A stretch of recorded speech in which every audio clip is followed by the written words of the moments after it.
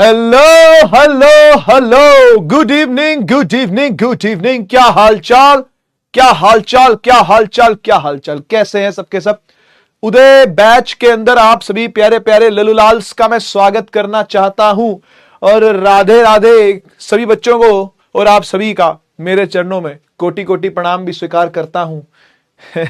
नमस्ते नमस्ते, good evening जी, good evening. क्या हालचाल, कैसे हैं सबके सब, कैसे हैं सभी लोग। स्वागत है बेटा जी, स्वागत है, सभी का स्वागत है। आज लेकर के आए हैं लेक्चर नंबर 1 और नया नया chapter, fresh fresh chapter, new chapter. Chapter का क्या नाम है, चैप्टर का क्या नाम है, जल्दी से बता दो, जल्दी से बता दो। चैप्टर का क्या नाम है, चैप्टर का नाम है न्यूटन्स लॉज ऑफ मोशन, जिसको शॉर्ट में अपन बोलते हैं एनएलएम। ठीक है जी, प्यार से क्या बुलाएंगे, एनएलएम बुलाएंगे। क्या बुलाएंगे, एनएलएम। वणक्कम वणक्कम बेटा जी, वणक्कम। यस यस, हर हर महादेव जी जी। दूसरे सोमवार की, सावन के दूसरे सोमवार की आप सभी को बहुत बहुत बधाई। यस, इसको एनएलएम बोलते हैं, न्यूटन्स लॉज ऑफ मोशन कहते हैं। यस, बढ़िया बढ़िया बढ़िया, है ना। तो भाई मैं मानता हूं कि जब नया चैप्टर स्टार्ट होता है ना, तो वो सब बच्चे क्लास में आ जाते हैं जिनका बैकलॉग होता भी है और नहीं भी होता। ठीक है, तो मैं आप सभी से ऑनेस्टली पूछना चाहता हूं, हाँ न्यूटन चाचा, भाई आधी से ज्यादा फिजिक्स ही उनकी दी हुई है, तो न्यूटन चाचा तो यहां होंगे ही। हाँ, तो मैं आप सभी से पूछना चाहता हूं, चाहे आप सबका बैकलॉग 1 लेक्चर का हो, चाहे 2 का हो, चाहे 3 का हो, चाहे 4 का हो, या 0 लेक्चर्स का भी हो। आपको एक बात बताता हूं, आज मेरे को एक बच्चे का, कल का मैसेज था वो आज पढ़ पाया मैं, क्योंकि कल थोड़ा बिजी ज्यादा था। संडे मेरे ऐसे नहीं होते हैं जैसे दूसरों के होते हैं, है ना, छुट्टी वाले दिन नहीं होते हैं वो उस दिन उल्टा मैं ज्यादा काम करता हूं। तो संडे को मैं पढ़ नहीं पाया, टाइम नहीं था। तो मैंने आज सुबह वो मैसेज पढ़ा, तो बच्चे ने लिखा हुआ था कि सर मेरे 12 लेक्चर्स का बैकलॉग है।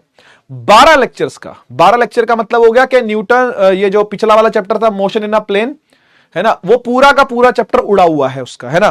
तो वो मुझसे पूछ रहा है कि सर मेरा 12 लेक्चर का बैकलॉग है, तो क्या मैं न्यूटन्स लॉज ऑफ मोशन को कंटिन्यू कर सकता हूं कि नहीं, यानी मैं इसी बैच को कंटिन्यू करूं या फिर उदय 2.0 का वेट करूं। तो मैंने ऐसा बोला कि यार मतलब 12 लेक्चर का बैकलॉग बहुत ज्यादा है, बहुत ज्यादा है। और न्यूटन्स लॉज ऑफ मोशन यानी एनएलएम पढ़ने के लिए आपको किन किन चैप्टर्स की रिक्वायरमेंट है ये तो मैं आपको बताऊंगा ही बताऊंगा, है ना। लेकिन फिर भी 12 लेक्चर का बैकलॉग काफी ज्यादा है ना। तो आप में से कितने बच्चे जिनका ऐसा 12 लेक्चर का, चलो जितने का भी हो एक बार लिखना यहां पर, एक बार कमेंट सेक्शन में, ऐसे कितने बच्चे हैं जिनका 0 बैकलॉग है, एक भी बैकलॉग नहीं है। हाँ, किसी का 20 लेक्चर का होगा, किसी का 15 का होगा, किसी का 10 का होगा। एक बार लिखो, जरा लिखो कितने कितने लेक्चर्स का। कुछ हिसाब लगाया होगा आपने, है ना, कुछ हिसाब लगाया होगा आपने कि कितने लेक्चर्स का बैकलॉग रहा है आपका। 0 लिखने वाले थोड़े ज्यादा ही दिख रहे हैं मुझे। 1 का, 2 का, 16 का, 6 का, 6 का, 2 का, 10 का, 18 का, 5 का, 4 का। ठीक है, तो यार ऐसा है कि अगर आपका मतलब 10-12 लेक्चर का बैकलॉग भी है ना, तो उसको भी इजीली कवर किया जा सकता है। 4 से 5 दिन की छुट्टी कभी भी आने वाली हो, वैसे लगातार तो नहीं आएगी। मैं 4 से 5 दिन की छुट्टियां जो बात कर रहा हूं वो वीक के एंड में जाकर के, जैसे आपको 2 दिन मिल गए और एक दिन मान लो आपने स्कूल से ऑफ ले लिया फॉर एग्जांपल, क्योंकि पढ़ाई करनी है और आप स्कूल में नहीं हो रही है, तभी आपने ये ट्यूशन ज्वाइन कर रखी है, तभी आपने पीडब्ल्यू ज्वाइन कर रखा है। नहीं तो स्कूल वाले मास्टर अगर इतना बढ़िया पढ़ाई रहे होते तो आपको फिर जरूरत ही नहीं है हमसे पढ़ने की, है ना भाई, फिर तो वहीं से पढ़ो। तो अगर एक आधा दिन आप ऑफ भी ले सको स्कूल से, जैसे बहुत सारे बच्चे, इवन हम भी ये काम करते थे कि मंडे स्कूल चले गए, ट्यूसडे स्कूल चले गए, वेंसडे को छुट्टी ले ली। वेंसडे को काफी बच्चे छुट्टी लिया करते थे, काफी, मतलब मेरी क्लास की अगर मैं बात करूं तो मेरी क्लास की स्ट्रेंथ टोटल 43 थी उस टाइम पर, 43 के आसपास के बच्चे थे। तो उसमें से आधी क्लास से ज्यादा क्लास नहीं आती थी वेंसडे को, थोड़ा सा ब्रेक भी हो जाता था। लगातार स्कूल चले गए 2 दिन, मंडे चले गए, ट्यूसडे चले गए, फिर ब्रेक ले लिया। तो उस ब्रेक के टाइम पर क्या कर रहे हैं, या तो अपने बैकलॉग पूरे कर रहे हैं, या रिविजन कर रहे हैं, या सेल्फ स्टडी कर रहे हैं, पढ़ाई कर रहे हैं। वैसे हम लोगों के बैकलॉग नहीं होते थे, आपको साफ बताऊं। ये बैकलॉग की समस्या ही तभी आई है, ये बैकलॉग की प्रॉब्लम ही तभी आई है जब आप लोगों को सहूलियत ज्यादा मिलने लगी है। ये बैकलॉग की समस्या पहले नहीं होती थी। ठीक है ना। हाँ, ट्यूशन लेट ज्वाइन करी आपने तो आपके चैप्टर छूटे होंगे, वो बाद वाले लेक्चर आज से आप पूरे कर लोगे, ऐसा कुछ होता था। लेकिन जब से ये वीडियो लेक्चर्स चालू हुए हैं ना मिलने, तभी से बैकलॉग भी आ गया है। पहले हम लोगों का बैकलॉग नहीं होता था, हम लोगों का रिवीजन का बैकलॉग जरूर होता था।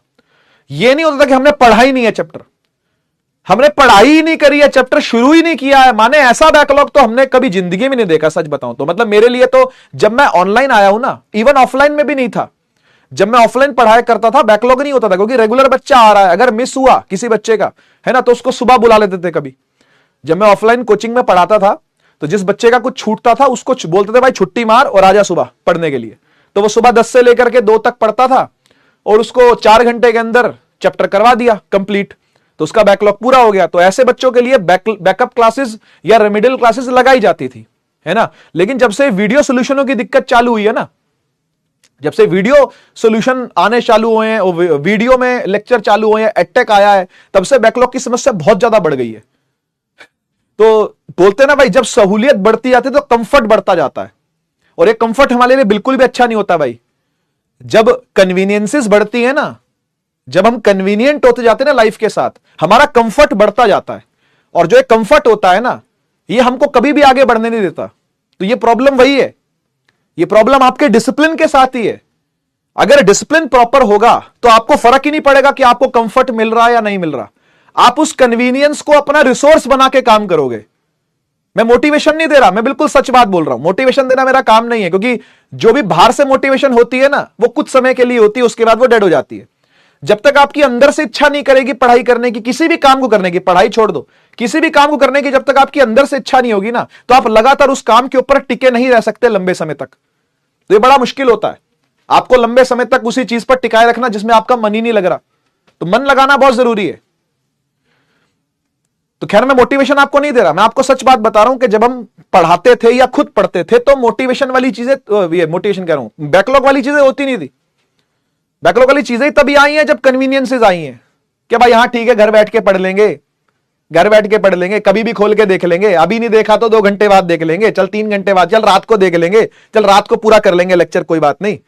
जब से ये वाला ऑप्शन आया ना बच्चों के पास, तभी से बैकलॉग वाली समस्या भी आई है। बैकलॉग वाली जो बीमारी आई है वो इसीलिए आई है, पहले नहीं थी ये बीमारी। हमारे टाइम पर बैकलॉग नहीं होता था, हमारे टाइम पर बैकलॉग इस चीज का होता था कि रिविजन नहीं किया यार, उसका रिविजन रह गया, उस चैप्टर का सेकंड रिविजन रह गया, उस केमिस्ट्री के पर्टिकुलर ऑर्गेनिक का चैप्टर था उसका यार तीसरी बार रिवीजन रह गया। सच बता रहा हूं मैं आपको, इस टाइप की, इस लेवल की पढ़ाई होती थी हमारे टाइम पर, और बातें भी ऐसी होती थी आपस में दोस्तों की, फालतू बात नहीं करते थे, अपनी इंस्टा आईडी दे दे, अपनी फेसबुक आईडी दे दे, और आजा चल पबजी खेल ले, आजा चल फ्री फायर खेल ले। उसका भी समय आया, कॉलेज में जाकर के आया, लेकिन अपन ने समय बर्बाद नहीं किया। 11वीं 12वीं में हमने समय बर्बाद नहीं किया, जो समय बर्बाद करेगा उसी की 11वीं 12वीं बर्बाद होगी, ये बात ध्यान रखना। समय बहुत होता है, टाइम बहुत होता है, उसको मैनेज करना आना चाहिए। अब काम की बात सुन लो, कहानियां छोड़ दो और पास्ट की बातें भी छोड़ दो, अब काम की बात समझ लो। क्या है काम की बात? यह कि आप स्कूल से छुट्टी लें, ठीक है, मन करे वेडनेसडे नहीं जाना, जिस दिन आपको लगे कम लेक्चर लग रहे हैं, फालतू के लेक्चर लग रहे हैं, उस दिन स्कूल मत जाओ, बैठ करके अपना बैकलॉग पूरा करो। फ्राइडे को स्कूल मत जाओ, बैठ के बैकलॉग पूरा करो। फ्राइडे सैटरडे संडे, कभी सैटरडे संडे लगातार छुट्टियां आती है, फ्राइडे भी छुट्टी ले लो, 3 दिन लगातार अपने बैकलॉग पूरे करो, ठीक है। समझ गए? इस चैप्टर के लिए क्या क्या जरूरी है मैं आपको पहले बता देता हूं। न्यूटन्स लॉज ऑफ मोशन पढ़ने के लिए आपको क्या क्या पढ़ना जरूरी है। आज क्या पढ़ने वाले हैं? आज हम इंट्रोडक्शन करेंगे फोर्स का, फर्स्ट लॉ ऑफ मोशन पढ़ेंगे, हो सकता है मोमेंटम को भी आज ही पढ़े, ठीक है ना, हो सकता है मोमेंटम को भी हम लोग आज ही पढ़े, ठीक है। चलिए शुरू करते हैं, हम पढ़ रहे हैं। अच्छा, सबसे पहले मैं आपको इंपॉर्टेंस बता देता हूं भाई, इस चैप्टर की इंपॉर्टेंस और नीड दोनों। इंपॉर्टेंस क्या है और नीड क्या है, दोनों चीजें है ना, ऑफ एनएलएम। देखो ऐसा है, एनएलएम बहुत बेसिक चैप्टर है, ठीक है जी, वेरी बेसिक चैप्टर है, ये आपको आना चाहिए। Very basic building block of physics है ये, very basic building block of physics है। आपको ये चैप्टर लगभग सभी चैप्टरों में यूज होता मिलेगा, ये मैं आपको बता दूं। ये चैप्टर आने वाले सभी चैप्टरों में यूज होता हुआ मिलेगा। Use in almost every chapter, almost every chapter. ये इसकी खास बात है, ये इसकी खास बात है कि आने वाले सभी चैप्टरों में आपको कहीं ना कहीं इसका यूज देखने को मिलेगा, किसी ना किसी कॉन्सेप्ट का काम आगे आने वाला है, ठीक है। और एनएलएम को पढ़ने के लिए आपको चाहिए क्या? आपको किस किस चैप्टर का बैकलॉग पूरा होना चाहिए, ठीक है ना। बैकलॉग्स डन होने चाहिए, बैकलॉग्स डन होने चाहिए। नंबर 1 बेसिक मैथ के, ठीक है, बेसिक मैथ का बैकलॉग डन होना चाहिए, वेक्टर का बैकलॉग डन होना चाहिए। दोनों टॉपिक आपको अच्छे से आने चाहिए, बेसिक मैथ और वेक्टर, ठीक है ना। इसके अलावा आपका एक्सेलरेशन का थोड़ा सा कॉन्सेप्ट क्लियर होना चाहिए, है ना। तो 1D वाला भी अगर क्लियर है तो अच्छी बात है, ठीक है। एक्सेलरेशन वाला कॉन्सेप्ट आपका क्लियर होना चाहिए, ठीक है। बस इतना ही जरूरी है, बस इतना ही जरूरी है, ठीक है ना। तो जो बच्चे पूछ रहे थे सर क्या हम उदय 2.0 की वेट करें क्या, जब उदय 2.0 आ जाएगा उसमें से हम लोग बैकलॉग पूरा कर लेंगे, फिर हम यहां पर वापस आके पढ़ लेंगे, तो भाई आप अपने समय की बर्बादी कर रहे हो, ठीक है ना। उदय 2.0 उन बच्चों को रहने दो, उन बच्चों को पढ़ने दो जिन्होंने एक भी चैप्टर नहीं पढ़ा, या शुरू में एक ही चैप्टर उन्होंने करा फिर बाकी उनको नहीं पल्ले पड़ा, ठीक है ना, या फिर वो लेट आए, उन सबके लिए उदय 2.0 रहने दो, ठीक है। वो बच्चे जिनका ये वाला बैकलॉग कंप्लीट है, बेसिक मैथ डन है, वेक्टर डन है, एक्सेलरेशन कॉन्सेप्ट डन है, Newton's laws of motion start कर सकते हो। लेकिन शर्त क्या है, शर्त क्या है, आपको साथ के साथ वो वाला काम करना पड़ेगा जो मैंने आपको बोला। वेडनेसडे की छुट्टी हफ्ते में एक मारनी पड़ेगी, फ्राइडे की छुट्टी आपको मारनी पड़ेगी, यानी दोनों में से एक छुट्टी आप मारो, संडे की छुट्टी आपके पास होती है, अपने बैकलॉग को पूरे करो, ठीक है ना। बैकलॉग्स पूरे होने चाहिए आपके, ठीक है। 2D वाला अगर बैकलॉग है क्लियर करो, 1D वाला अगर बैकलॉग है क्लियर करो, ठीक है। समझ में आया। तो ये चैप्टर वो बच्चे कंटिन्यू करें, ये चैप्टर वो बच्चे कंटिन्यू करें जिनका ये तीनों डन है, ठीक है। और जिनके ये तीनों में से कुछ भी डन नहीं है, अगर एक भी डन नहीं है अगर, तो भाई डन कर लो पहले, फिर आ जाना यहां पर, ठीक है। चलिए शुरू करते हैं। तो इंपॉर्टेंस भी मैंने बता दी आपको क्या है ना, और नीड क्या चाहिए आपको एनएलएम पढ़ने के लिए वो भी मैंने आपको बता दिया, ठीक है। चलिए आज जो हम पढ़ने जा रहे हैं उस टॉपिक को बोलते हैं डायनामिक्स। देखो मैंने आपको एक चीज बताई थी, कि भाई जब हम फिजिक्स के अंदर मैकेनिक्स पढ़ते हैं तो उसके दो भाग होते हैं, एक काइनेमेटिक्स और दूसरा डायनामिक्स। एक काइनेमेटिक्स होता है, दूसरा डायनामिक्स होता है। काइनेमेटिक्स का मतलब होता है कि हम मोशन की स्टडी कर रहे हैं, मैं इसको नॉर्मल हिंदी में लिख रहा हूं, ठीक है ना। मोशन की स्टडी करना, ठीक है ना, बिना कारण जाने, without knowing the reason. Reason क्या है ये जाने बिना मोशन की स्टडी करना, ठीक है ना। और डायनामिक्स क्या है, डायनामिक्स है आपको कारण को जानना है, ठीक है ना। नो द कॉज, ठीक है ना, know the cause behind the motion. ये मोशन क्यों हो रहा है, ये मोशन क्यों रुक गया, ये स्पीड क्यों बढ़ गई, ये स्पीड क्यों घट गई, ये डायरेक्शन क्यों चेंज हो गई, ये एक्सेलरेशन कैसे हो गई, ये रिटार्डेशन क्यों हो गई है, ये सारी बातें आपको पढ़नी है तो डायनामिक्स पढ़ना पड़ेगा, ठीक है। Know the cause behind the motion, ठीक है जी। मोशन के पीछे का कॉज, मोशन कैसा है, रुक क्यों गया, चल क्यों रहा है, स्पीड क्यों बढ़ा ली, स्पीड क्यों घटा ली, दिशा क्यों बदल ली, ऊपर क्यों उछल गया, नीचे क्यों गिर गया, ये सब बातें डायनामिक्स के अंदर आपको पढ़नी पड़ती हैं, ठीक है जी। इसके अंदर जो चैप्टर आते हैं वो कौन कौन से हैं, इसके अंदर motion in a straight line यानी 1D पढ़ना होता है, ठीक है ना। मोशन इन अ प्लेन यानी 2D पढ़ना होता है, और इसी के अंदर सर्कुलर मोशन का काइनेमेटिक्स भी आप लोगों को पढ़ना पड़ता है ना, सर्कुलर काइनेमेटिक्स बोलते हैं जिसको, वो भी आपको पढ़ना पड़ता है, ठीक है। डायनामिक्स में कौन कौन से चैप्टर आते हैं, तो डायनामिक्स में पहला ही चैप्टर होता है NLM, Newton's laws of motion. दूसरा चैप्टर होता है वर्क पावर एनर्जी, WPE। तीसरा चैप्टर होता है इसके अंदर रोटेशनल मोशन, ठीक है ना। और ये कभी खत्म नहीं होता, ये आगे बढ़ता जाता है। ग्रेविटेशन के अंदर इसके कॉन्सेप्ट यूज होंगे, सॉलिड के अंदर इसके कॉन्सेप्ट यूज होंगे, फ्लूइड के अंदर इसके कॉन्सेप्ट यूज होंगे, काइनेटिक थ्योरी ऑफ गैसेस में इसके कॉन्सेप्ट यूज होंगे, थर्मल प्रॉपर्टीज ऑफ मैटर में इसके कॉन्सेप्ट यूज होंगे, साउंड के अंदर, वेव्स के अंदर इसके कॉन्सेप्ट यूज होंगे, सिंपल हार्मोनिक मोशन के अंदर भी इसके कॉन्सेप्ट यूज होंगे। यानी यही है असली माई बाप फिजिक्स का असली माई बाप कौन, जल्दी से बता दो भाई। फिजिक्स का असली माई बाप कौन है, डायनामिक्स है भाई, डायनामिक्स है। ये मोशन क्यों हो रहा है, इसकी स्टडी क्यों चल रही है, ये सबकी कहानी आपको कहां पढ़नी है, डायनामिक्स के अंदर पढ़नी है। समझ में आ गई बात, समझ में आ गई अब, ठीक है।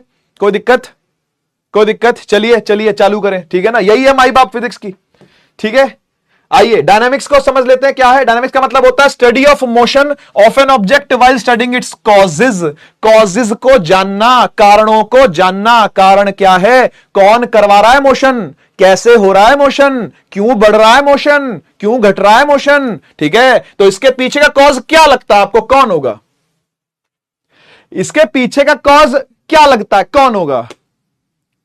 इसके पीछे का कॉज क्या लगता है, कौन होगा? क्या लगता है कौन होगा? इसके पीछे का कॉज क्या लगता है? आज देखो बहुत हल्की हल्की बातें करेंगे। आज ऐसा लगेगा आपको कि क्लास 9th की क्लास चल रही है, ये किसी क्लास 9th की कोई क्लास चल रही है। सच में आपको ऐसा फील होगा। आज आपको ये फील नहीं होने वाला कि हम 11वीं पे बात करें। 11वीं की बात नहीं कर रहे आज हम, ठीक है ना। आज हम बात कर रहे हैं बिल्कुल 9th लेवल की इंट्रोडक्टरी बातें। ठीक है, इंट्रोडक्शन करेंगे बहुत ही प्यार से, सरलता से, एकदम मक्खन के तरीके से आज का लेक्चर रहने वाला। ठीक है, सही लिख रहे हैं आप लोग। कॉज है फोर्स, कॉज है फोर्स, ठीक है ना।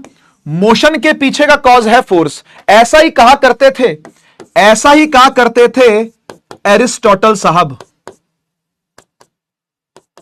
ऐसा ही कहा करते थे एरिस्टोटल साहब कि मोशन के पीछे का कॉज जो है वो कौन है? मोशन के पीछे का जो कॉज है वो कौन है? वो फोर्स है। ठीक है ना,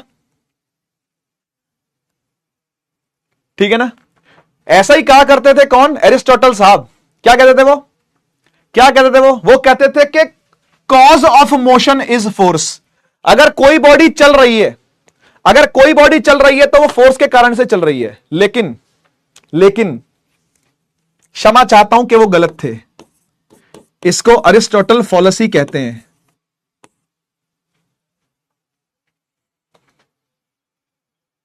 जी, ये फॉलसी है, ये फॉलसी है। बिल्कुल बिल्कुल बिल्कुल, ये फॉलसी है। फॉलसी का मतलब गड़बड़ है, गड़बड़ है। जी जी बिल्कुल, ये गड़बड़ है। ठीक है ऐसा समझ लेना कि मोशन के पीछे का कारण फोर्स है, सीधा सीधा कारण फोर्स है, ये एकदम गलत बात है, ये एकदम गलत बात है। तो इन्होंने जो कहा वो सही कहा या गलत कहा? गलत कहा, गलत कहा। तो क्या हम सर गलत पढ़ेंगे क्या? नहीं नहीं, हम तो वो पढ़ेंगे, हम तो वो पढ़ेंगे जो बायोलॉजी का पिता नहीं, फिजिक्स का पिता बताएगा। कौन है फिजिक्स का बाप? कौन है पिताजी ऑफ फिजिक्स? Yes, Newton. तो हम तो न्यूटन साहब की चर्चा करेंगे भाई। ये तो न्यूटन्स के लॉ हैं, ये तो न्यूटन्स के, ये तो न्यूटन साहब के लॉज हैं, है ना। तो ये सही है, ये सही कहे, ये सही कहेंगे। ठीक है, इसी को पढ़ेंगे हम।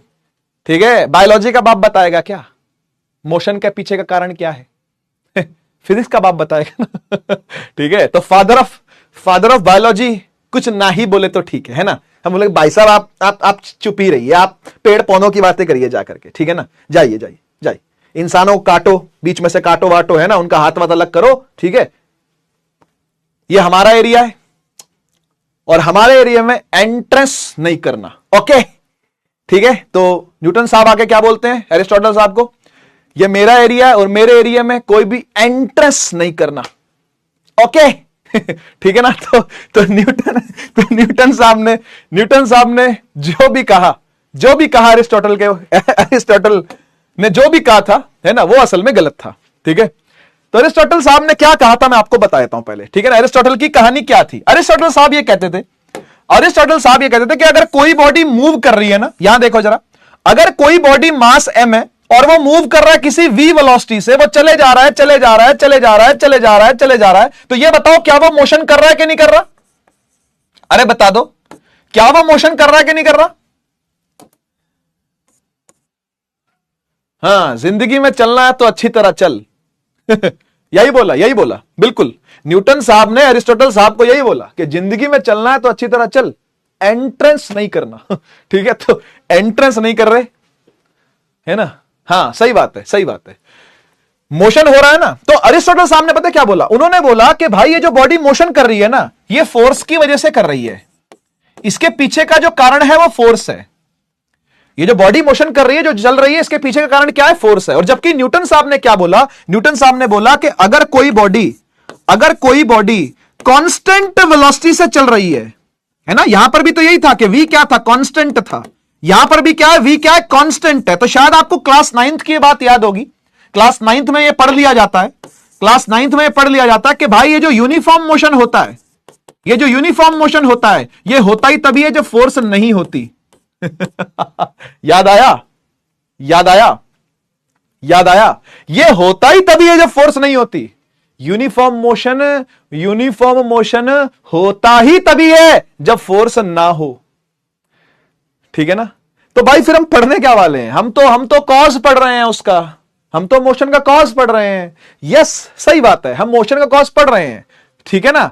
लेकिन यह मत समझना कि मोशन के कॉज के पीछे फोर्स ही है, मोशन के कॉज के पीछे फोर्स ही है, ऐसा नहीं समझना चाहिए। क्या है देखेंगे, क्या है देखेंगे, कैसे क्या होता है बात करेंगे, ठीक है, समझे क्या।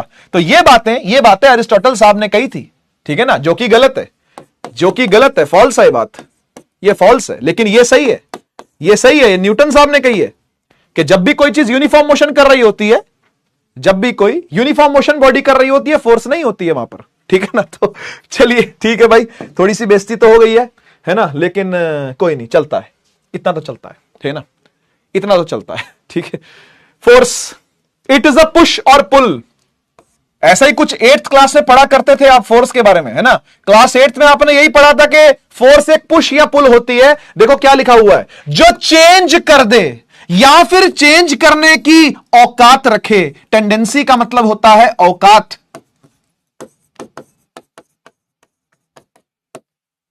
चेंज कर दे या चेंज करने की औकात रखे, किसको, मोशन के स्टेट को। स्टेट होते हैं 2 प्रकार के, जल्दी से बताओ भाई कौन कौन से। एक होता है रेस्ट, अरे मन में बोलो जल्दी से। दूसरा क्या होता है, दूसरा होता है मोशन, ठीक है ना। तो उसको क्या कर दे, चेंज कर दे। फर्क देख रहे हो क्या है, फर्क देख रहे हो। अरिस्टोटल साहब गलत क्यों हुए, अरिस्टोटल साहब गलत इसलिए हुए, इस बात को ध्यान से सुनना बेटा। अब कॉन्सेप्ट चालू कर रहा हूं, अब कॉन्सेप्ट चालू कर रहा हूं, तो भाई पढ़ने वाला बच्चा क्रॉस कर दे एकदम चैट को। हो गई हंसी मजाक खत्म, हो गई। अरिस्टोटल साहब को एंट्रेंस नहीं दी न्यूटन साहब ने, है ना, लेकिन अब आप चैट को क्रॉस कर दीजिए और फुल स्क्रीन करके पढ़ाई करिएगा, ठीक है ना। फुल स्क्रीन करके बात को समझना है और सुनना है, नहीं तो तुम भी बायोलॉजी के पिताजी की तरह ही हो जाओगे, ठीक है ना भाई। इसलिए अगर फोर्स को समझना है तो क्रॉस करके चैट को फुल स्क्रीन करके पढ़ना। फोर्स असल में क्या है, सुनते हैं। फोर्स है जो चेंज कर दे या चेंज करने की औकात रखे, किसको, मोशन की स्टेट को। मतलब फोर्स एक्चुअली में क्या करती है फिर, फोर्स असल में स्टेट को बदलती है, स्टेट को मेंटेन नहीं करती, स्टेट को बदलती है, स्टेट को मेंटेन नहीं करती। यानी अगर कोई बॉडी रेस्ट पर है और वो रेस्ट पर ही रही, तो क्या इसके पीछे फोर्स रिस्पॉन्सिबल है क्या भाई। स्टेट मेंटेन हो रही है ना,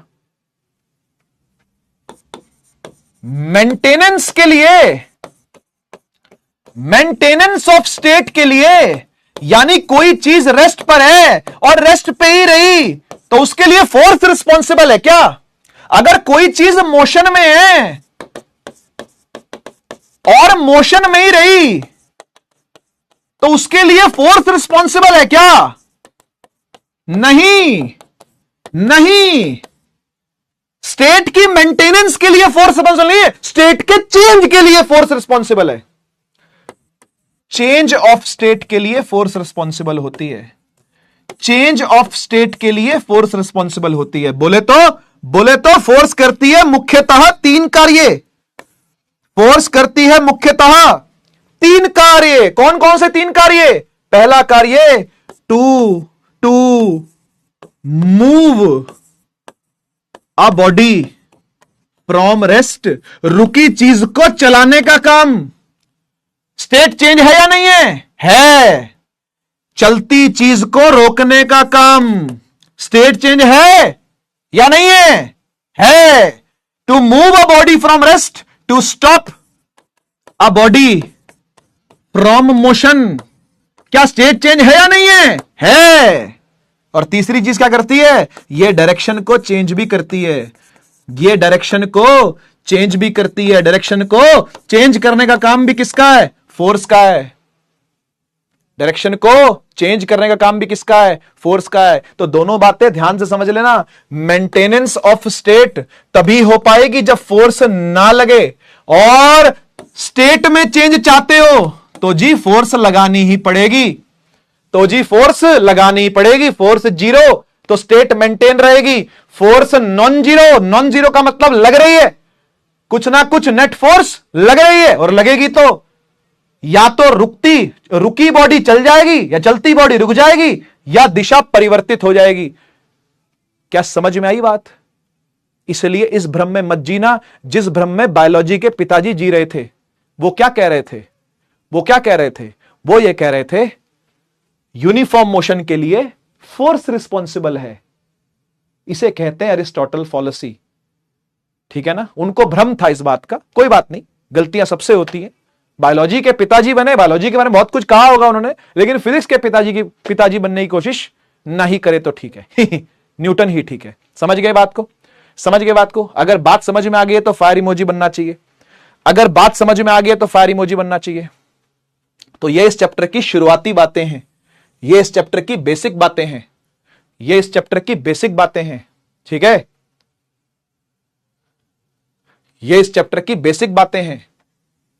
ये ऐसा पुश या पुल है जो या तो स्टेट को चेंज कर ही देगा, या चेंज करने की औकात रखता है, टेंडेंसी रखता है। ठीक है ना? तो मोशन की स्टेट को या तो चेंज कर ही देगा, यानी रेस्ट से मोशन में ले ही आएगा, या मोशन से रेस्ट ले ही आएगा, या दिशा परिवर्तित कर देगा। ठीक है ना?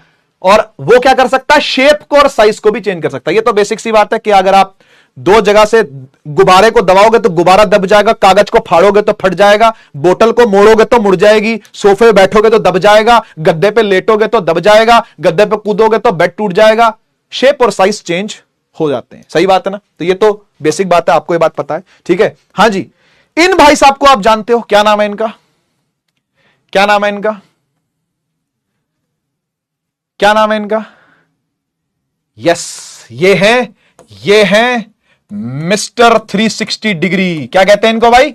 Mister 360 degree. और हम फिजिक्स वाले इनको क्या कहते हैं? इन्हें कहते हैं मिस्टर 2 पाई रेडियन। हाँ या ना? यस, ये है स्काई, सूर्य कुमार यादव। शाबाश शाबाश। अबे विराट कोहली नहीं। ए भाई, कब तुमने देखा इस नीली ड्रेस में? आज तक कभी विराट कोहली को देखा क्या? किंग कोहली, सबको किंग कोहली बोल दो। ये पीछे वाला भी किंग कोहली, ये भी किंग कोहली, वो पीछे जो क्राउड बैठा है वो भी किंग कोहली, सब जगह किंग कोहली दिखता रहता। कौन है ये? ये है सूर्य कुमार यादव, SKY। और इन्हें क्यों कहा जाता है मिस्टर 360 डिग्री? क्योंकि ये करते हैं अपने बल्ले से डायरेक्शन को चेंज। जब भी बॉल आती है, जब भी बॉल आती है, ठीक है जी, यहां बॉल आएगी, टक, वहां उड़ा देंगे, वहां उड़ा देंगे, यहां उड़ा देंगे, इधर उड़ा देंगे, ऊपर उड़ा देंगे, कहीं भी उड़ा सकते हैं ये कहीं भी उड़ा सकते हैं भाई। ठीक है ना? इन्हें कहते हैं सूर्य कुमार यादव। ठीक है? ठीक है? 2 पाई रेडियन। सही है ना भाई? 360 डिग्री। और फिजिक्स वाले इनको क्या बोलेंगे? 2 पाई रेडियन साहब है हमारे। ठीक है? Sky, sky. यस यस, हाँ, पीछे KL राहुल है। बिल्कुल सही, बिल्कुल सही, बढ़िया बढ़िया। ठीक है ना? तो ये है सूर्य कुमार यादव जी, जिनको स्काई बुलाया जाता है प्यार से। ठीक है? तो ये अपने बल्ले से क्या करते हैं? डायरेक्शन चेंज करते हैं। सही है ना भाई?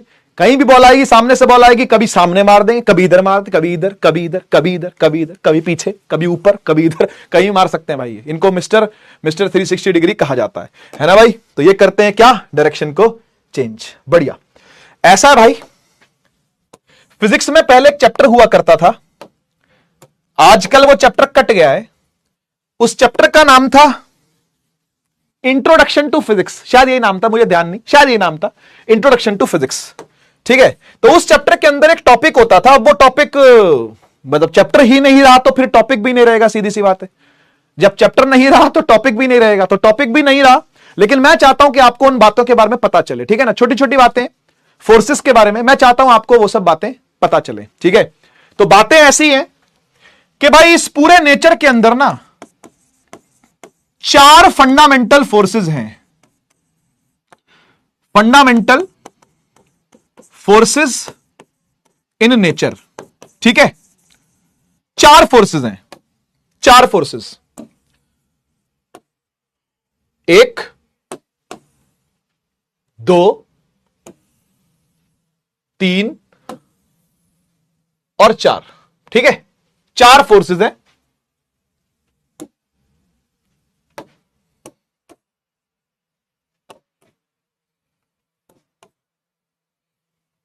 फंडामेंटली, ठीक है, इस पूरे नेचर में इसमें से पहली फोर्स जो है उसका नाम है स्ट्रॉन्ग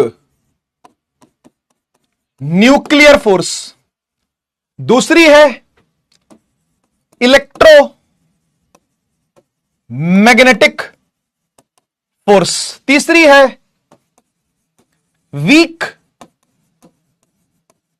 न्यूक्लियर फोर्स और चौथी है ग्रेविटेशनल फोर्स। ठीक है ना। अब आपके मन में यह आएगा सवाल, सर इलेक्ट्रिक फोर्स भी तो होती है, सर मैग्नेटिक फोर्स भी तो होती है, सर फ्रिक्शन भी तो होती है, सर टेंशन भी तो होती है, सर नॉर्मल भी तो होती है, सर हम मस्कुलर फोर्स भी तो लगाते हैं। ओ मेरे भाई, वो सब इन्हीं चारों से निकली हैं, वो सब इन्हीं चारों से निकली हैं।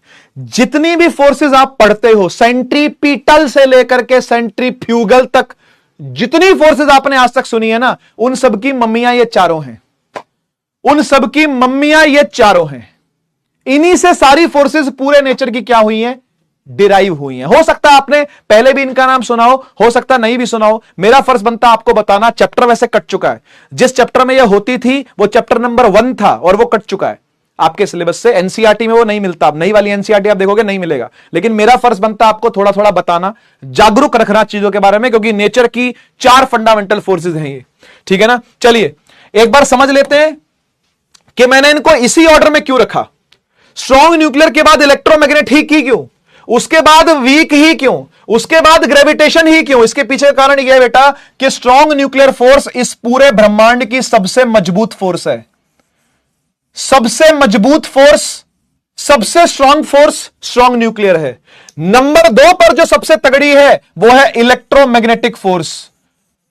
ठीक है, उससे भी जो कमजोर है वो है वीक न्यूक्लियर फोर्स, और जो सबसे कमजोर फोर्स है इस नेचर की वो है गुरुत्वाकर्षण यानी ग्रेविटेशनल फोर्स। अब कुछ बच्चे आएंगे 9th में पढ़ाई जिन्होंने करी है अच्छे से, वो आकर के मेरे सर पे बैठेंगे और मुझे बोलेंगे सर क्या बात कर रहे हो, ग्रेविटेशनल फोर्स कैसे कैसे सबसे वीक हो सकती है, इसने तो हमको पकड़ के रखा, इसने तो हमको बांध के रखा, ये तो हमको सांस दे रही है, ये तो हमको ये तो नेचर दे रही है, ये तो एटमॉस्फेयर दे रही है, ये तो हमको गैया का दूध भी ग्रेविटेशन से मिलता है, तो गैया दूध देती तो वो दूध ऐसे फैल जाता है ना, वो ग्रेविटी से नीचे। ओ मेरे ग्रेविटी के चाचा,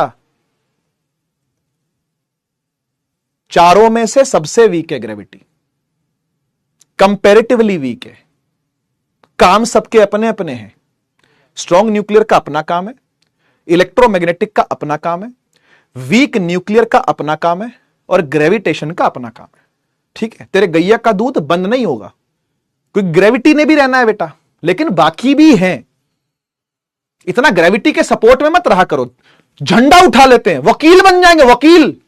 चलो कोर्ट में ऐसे कैसे, क्या कमजोर है, कमजोर दिख रही है, देख देख देख तू चिपका हुआ धरती से मास्टर, कह रहा सबसे वीक है। ओ मेरे भाई, ओ मेरे वकील, मेरे वकील साहब, मेरे जज साहब, आपकी बात सही है कि ग्रेविटी अच्छी खासी स्ट्रांग है बेटा, मैं कंपैरेटिवली कह रहा हूं, कंपैरेटिवली कह रहा हूं। ठीक है ना। सबसे स्ट्रांग है स्ट्रांग न्यूक्लियर, उससे हल्की इलेक्ट्रोमैग्नेटिक, उससे कमजोर वीक न्यूक्लियर, और सबसे कमजोर का मतलब यह नहीं कि वो हम सबके मनोबल से भी कमजोर है, नहीं, इतनी नहीं है। ठीक है ना। तो हमारा मनोबल भी इतना कमजोर नहीं होता, वैसे नहीं होना भी नहीं चाहिए। ठीक है, लेकिन ग्रेविटेशनल फोर्स इन सबके मुकाबले सबसे वीक है।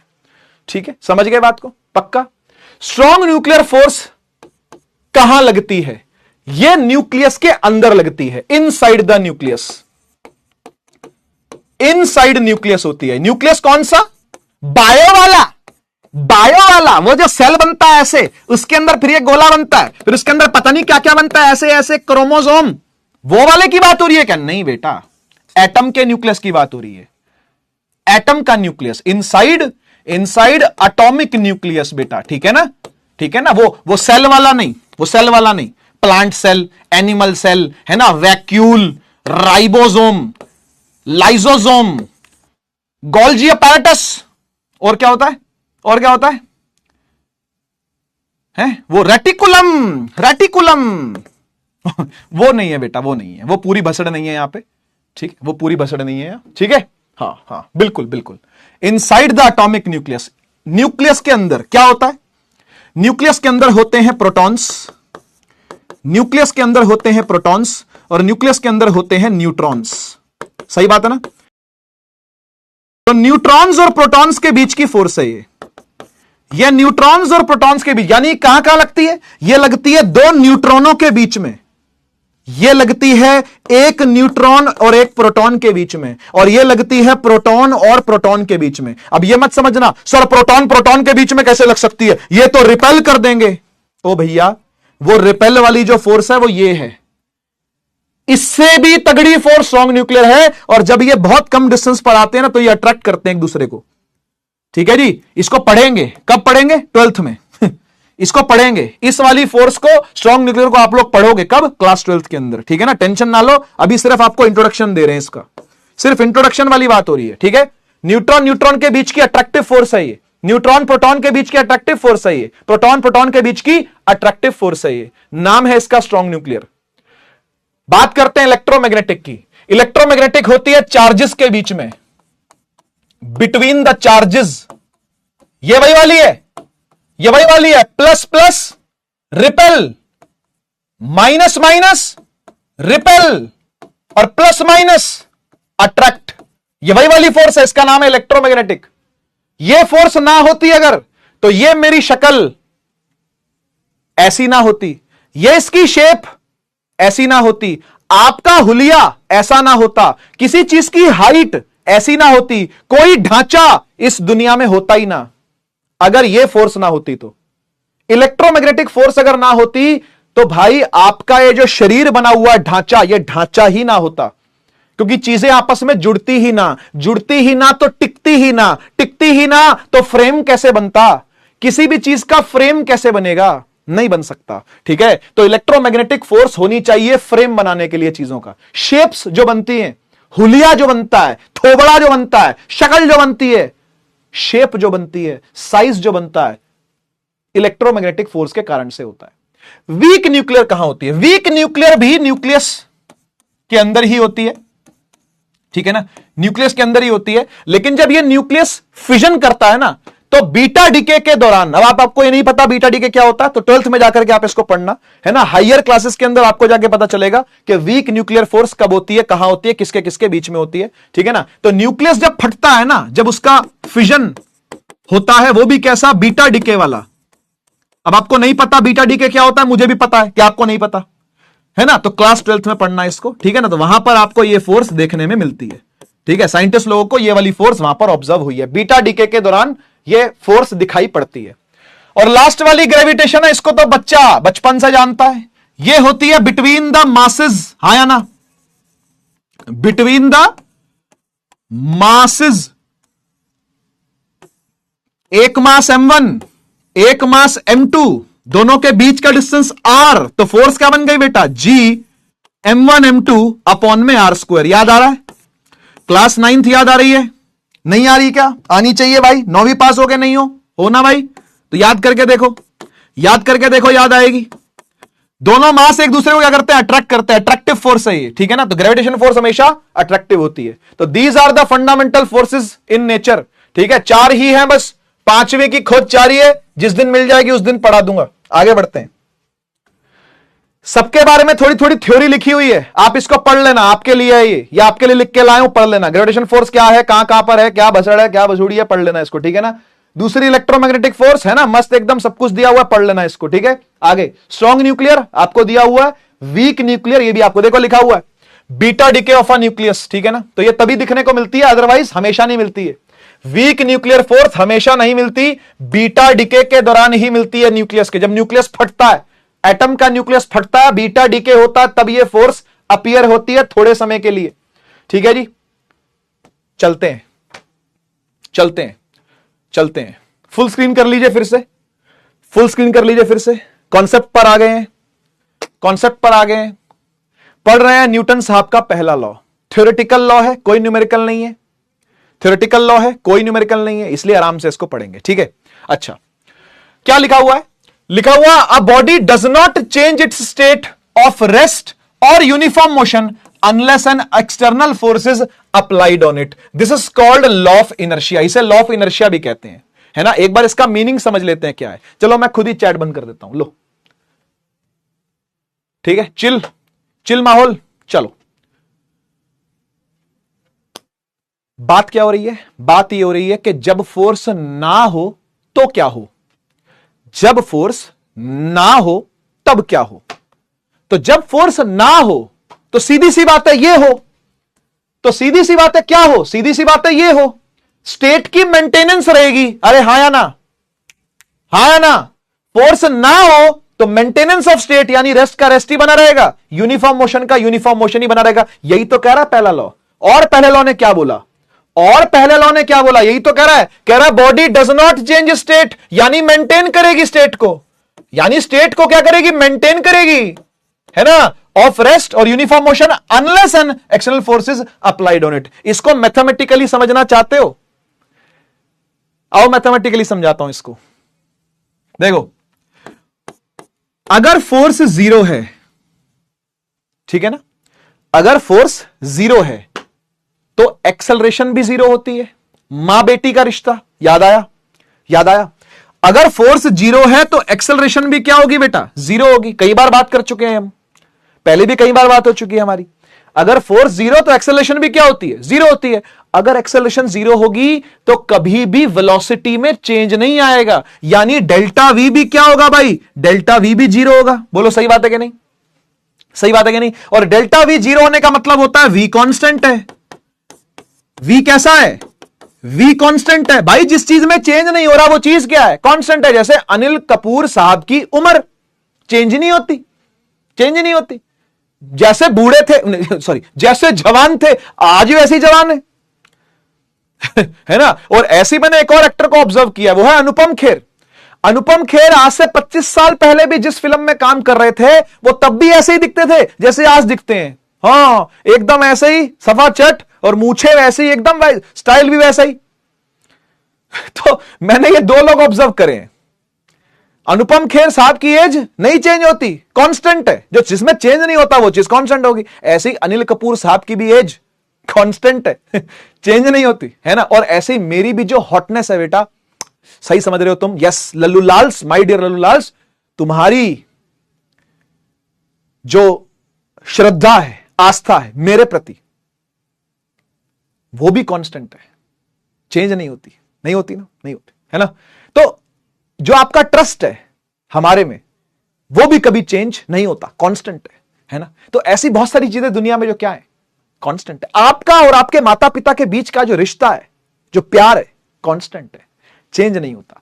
आपके अपने मित्रों से लगातार एक दूसरे को इंस्टाग्राम पे रीले भेजना, चेंज नहीं होता, कांस्टेंट है। वैसे का वैसा चल रहा है। रोज 10 रीले वो भेजेगा, 10 रीले तुम भेजोगे ना, उसकी तुम देखोगे ना, ना वो तुम्हारी देखेगा। फिर तुम सैड रील भेजना चालू कर दोगे कि तू हमारी नहीं देख रहा, हम तेरी भी नहीं देख रहे, जा, है ऐसी होता ना। तो वही वाली बात है, फोर्स अगर जीरो है तो एक्सेलरेशन भी जीरो है, तो वेलोसिटी में चेंज भी जीरो है, यानी वेलोसिटी क्या हो गई, कांस्टेंट हो गई। अब कांस्टेंट वेलोसिटी के दो मतलब होते हैं, कांस्टेंट वेलोसिटी के दो मतलब होते हैं। अच्छा इसको मैथमेटिकली आगे बढ़ाता हूं थोड़ा। अगर डेल्टा वी जीरो है तो क्या मैं कह सकता हूं कि v माइनस यू जीरो है? अरे डेल्टा वी का मतलब फाइनल माइनस इनिशियल है ना। डेल्टा वी का मतलब क्या है, फाइनल माइनस इनिशियल, वो जीरो के बराबर है। अब यू को उठा के वहां ले जा तो भाई ये v is equal to U आ गया। इसका मतलब क्या हुआ कि भाई जितनी फाइनल वेलोसिटी है उतनी ही इनिशियल वेलोसिटी। अरे बोल दो, अरे बोल दो, जितनी फाइनल वेलोसिटी है उतनी ही इनिशियल वेलोसिटी है। बोलो हाँ या ना, अरे बोलो हाँ या ना। तो इसका मतलब क्या हो गया, वेलोसिटी कांस्टेंट है। ये सारी बातें वही तो लिखी हुई है ना। अच्छा मुझे एक बात बताओ अगर इनिशियल वेलोसिटी ही जीरो हो तो फाइनल वेलोसिटी कितनी हो, इसके अनुसार जीरो। यानी रेस्ट का रेस्ट ही मेंटेन रहा। और क्या कह रहा है न्यूटन का पहला लॉ, यही तो कह रहा है कि जब फोर्स नहीं होगी तो रेस्ट का रेस्ट ही मेंटेन रहेगा और यूनिफॉर्म मोशन का यूनिफॉर्म मोशन ही क्या रहेगा जी, मेंटेन रहेगा। वो कैसे, वो कैसे? अरे भैया अगर पहले से ही 10 की स्पीड थी तो बाद में भी क्या रहेगी, 10 की ही स्पीड रहेगी। बोलो भाई यूनिफॉर्म मोशन कंटिन्यू है क्या नहीं है? है बिल्कुल है। आया समझ में, आया समझ में। तो न्यूटन का पहला लॉ यही तो कह रहा है। वो कह रहा है कि जब तक तू फोर्स नहीं लगाएगा तब तक स्टेट चेंज ना होने की। जब तक आप फोर्स नहीं लगाओगे तब तक स्टेट चेंज नहीं होगी। इसको मैंने ऐसे भी बताया हुआ है कि जब तक आप एक बुरी आदत को छोड़ना चाहते हो, आपको एफर्ट मारे बिना कभी नहीं छूटेगी। आपको एफर्ट तो मारना पड़ेगा, ठीक है ना भाई। अगर आपको सुबह लेट उठने की आदत है, रात को लेट सोने की आदत है ना, तो आपको एफर्ट मारना पड़ेगा, यह तभी चेंज होगी। यानी आपको अलार्म लगाना पड़ेगा कि भाई मुझे जल्दी उठना है। एक बार जल्दी उठने की आदत डालोगे, थोड़ी सी नींद कमजोर होगी तो आपको जल्दी नींद आ जाएगी। जल्दी नींद आ जाएगी तो इसी चीज को आप कंटिन्यू करते रहोगे करते रहोगे करते रहोगे। एक दिन जरूर आपका जो रूटीन होगा वो ऐसा बन जाएगा कि भाई आप टाइम से उठोगे और टाइम से सोओगे, ठीक है ना। अगर ये भी नहीं होता तो इसका भी एक इलाज है, इसका भी अपने पास एक इलाज है, और इलाज है मम्मी की चप्पल। तो ये जो हम लेकर के आए हैं आपके लिए स्पेशली, ये एक ऐसा इलाज है, मम्मी की चप्पल।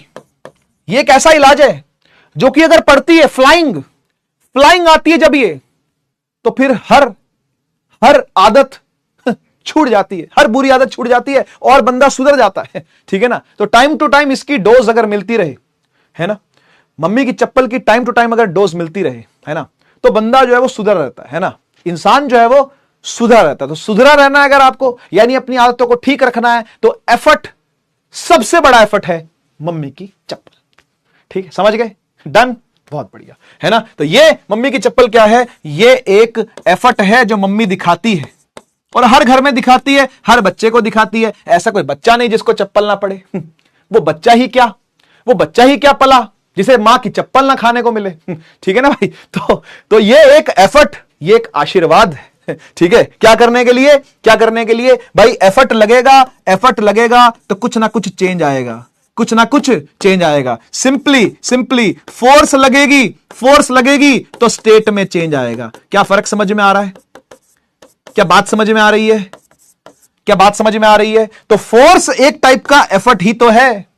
जैसे एफर्ट कुछ हैबिट्स में चेंज लेके आता है ना, मम्मी का ये चप्पल मारने वाला एफर्ट जो है वो कुछ हैबिट्स में चेंज लेके आता है। इसी प्रकार फोर्स आपकी स्टेट में चेंज लाने का काम करती है ना। और बिना फोर्स के, यानी बिना एफर्ट के कोई भी चेंज नहीं आता, ये बात सच है। बिना एफर्ट के कोई भी चेंज नहीं आता। अपने आप किस्मत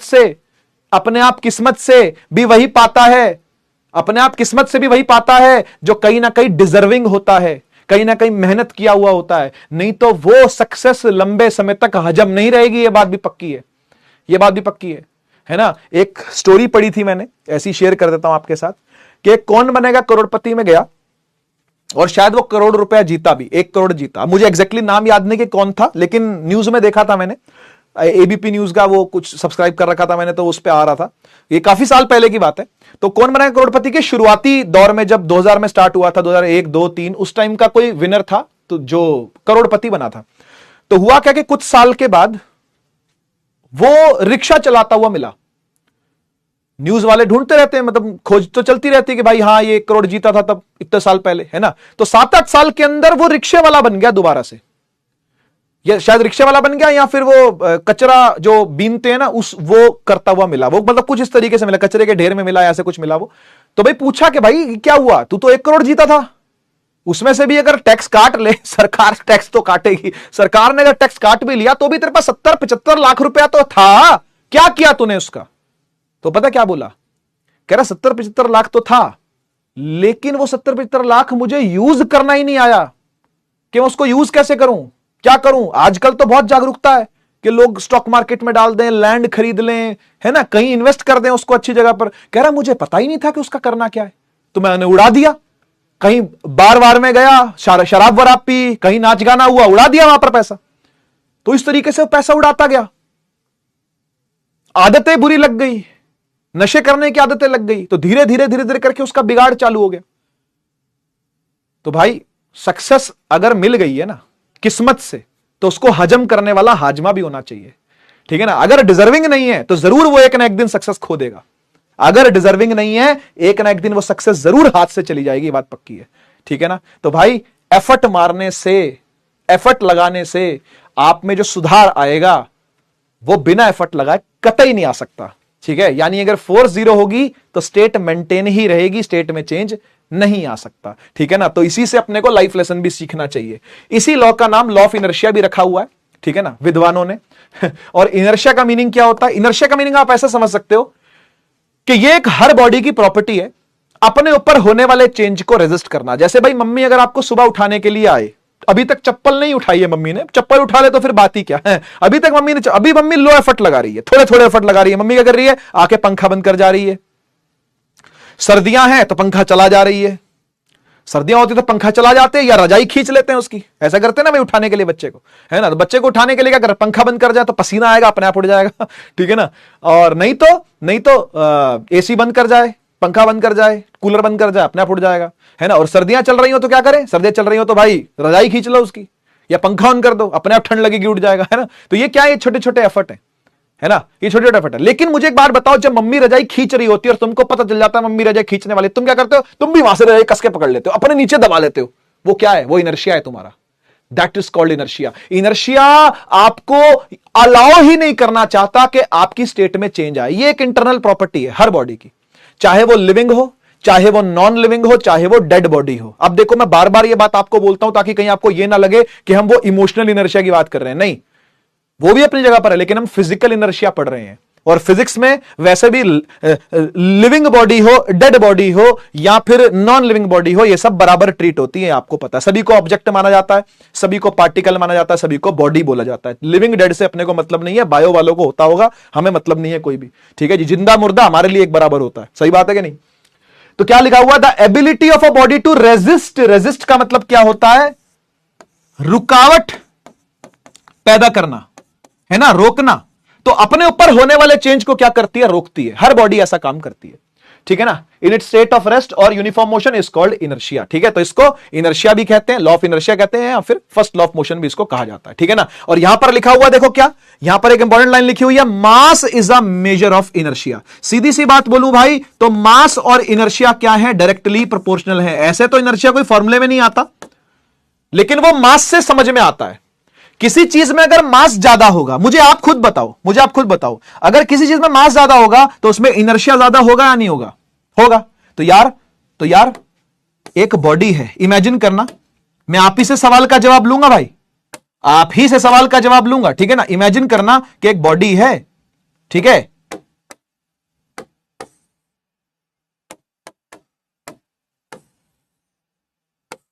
और एक और बॉडी है। ये वाली बॉडी है 2 kg की और ये वाली बॉडी है 10 kg की। ठीक है। अब मुझे एक बात बताओ, एक 2 kg की बॉडी को रुकते से चलाना और चलते से रोकना, और एक 10 किलो वाली बॉडी को रुकते से चलाना और चलते से रोकना, कौन सा आसान होगा? कौन सा आसान होगा? एक 10 किलो वाली बॉडी को रुकते से चलाना, कि एक 10 किलो की बॉडी पड़ी है, उस पर हम फोर्स लगा के उसको चलाना चालू करें, और एक 2 किलो की बॉडी पड़ी है, उस पर हम रुकते से चलाना चालू करें, तो दोनों में से कौन तेजी से मोशन में आ जाएगा? कौन जल्दी से मोशन में आ जाएगा? कौन आसानी से मोशन में आ जाएगा? और सोचो, अगर एक 10 किलो की बॉडी चल रही है और एक 2 किलो की बॉडी चल रही है, दोनों में से कौन आसानी से रेस्ट में भी आ जाएगा? बताओ, मोशन की स्टेट में चेंज किसके जल्दी से आएगा? मोशन की। बहुत बढ़िया, सही है। तो ये होगा इजी, है ना, ये होगा इजी। 2 kg वाला होगा इजी, है ना। और 10 kg वाला कैसा होगा? मुश्किल होगा, है ना। ये आसान नहीं होगा, ये टफ होगा, इसको रोकते से चलाना भी मुश्किल और इसको चलते से रोकना भी मुश्किल। इसे चलते से रोकना भी आसान और इसको रुकते चलाना भी आसान।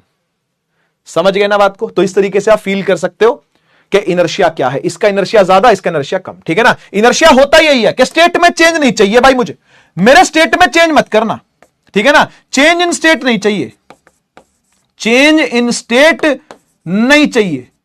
चेंज इन स्टेट को रेजिस्ट करूंगा, को रोकूंगा। ठीक है ना।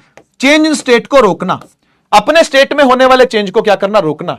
फील आ गई बेटा पूरे टॉपिक की? तो फायर इमोजी चाहिए, पहले से बनना चालू हो गया। बाकी बच्चे भी बना दे। मोमेंट ऑफ इनर्शिया क्या होता है? जब आएगा तब बात करेंगे बेटा, अभी जरूरत नहीं है ना। ये देखो, ये मैथमेटिकल फील भी आ गई हो और टॉपिक की फील भी आ गई हो, तो फायर इमोजी।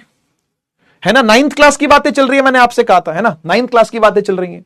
मम्मी की चप्पल बहुत जरूरी होती है, बहुत जरूरी होती है। सारा आलस तोड़ देगी बेटा, सारा आलस तोड़ने का एक ही उपाय, सारे आलस को तोड़ने का एक ही उपाय, मम्मी की चप्पल। बहुत बढ़िया, बहुत बढ़िया, ठीक है।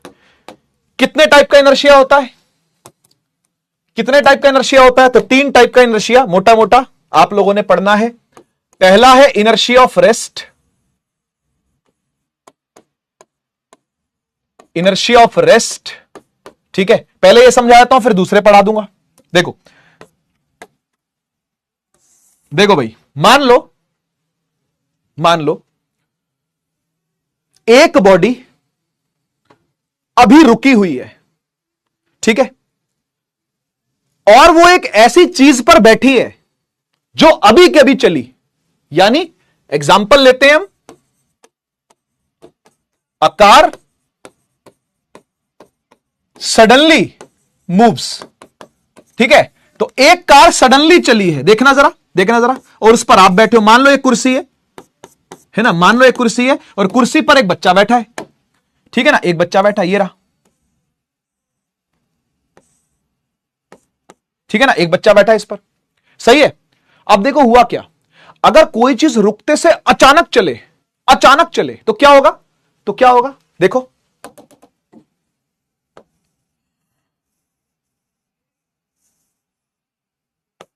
है ना, एक मैंने ऐसी दिखा दे, टांगे दिखानी जरूरी थी इसलिए दिखाया है, ठीक है ना। अब देखो, मान लो अचानक से चली गाड़ी, अचानक से चली, ठीक है ना, तो ये अभी रेस्ट में थी, है ना, और अब ये नीचे वाला जो इसका सीट है वो किस में आ जाएगा? मोशन में आ जाएगा, है ना। तो जैसे ही बेटा ये मोशन में आएगा, जैसे ही ये मूव करना चालू करेगा, ये मूव करना चालू करेगा, तो इसके पैर क्या होंगे? इसके पैर भी आगे की तरफ मूव कर जाएंगे।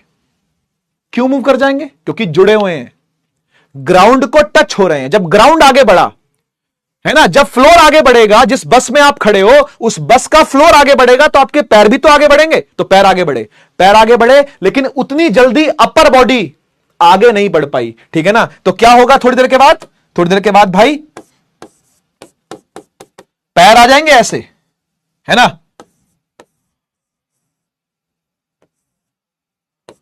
समझ पा रहे हो?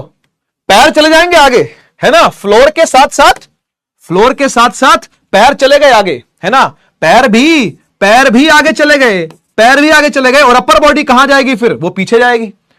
समझ लो ना भाई, ऐसा लगेगा कि पीछे जा रही है। जैसे भाई ये देखो, ये मैंने पेन पकड़ा हुआ है, इमेजिन करना है, पेन पकड़ा हुआ है, ठीक है, ये नीचे फ्लोर है और ये पैर है, ये बॉडी है, अभी रुके हुए हैं, गाड़ी भी रुकी हुई है, बॉडी भी रुकी हुई है, ठीक है ना। अब देखो क्या होगा आपके सामने हुआ क्या कि जो लोअर बॉडी थी वो कांटेक्ट में थी, जो लोअर बॉडी है इस पेन की वो क्या है? कांटेक्ट में है। और जब वो कांटेक्ट आगे बढ़ा, अपर बॉडी कहती है मैं क्यों आऊं मोशन में, मैं तो कांटेक्ट में हुई नहीं। तो वो कहां गिरती है? वो पीछे गिरती है। देखो पीछे गिर गई, आया समझ में ना। तो इसलिए बंदा कहां गिरता है? पीछे लीन करता है ना, लीन बैकवर्ड्स, ठीक है।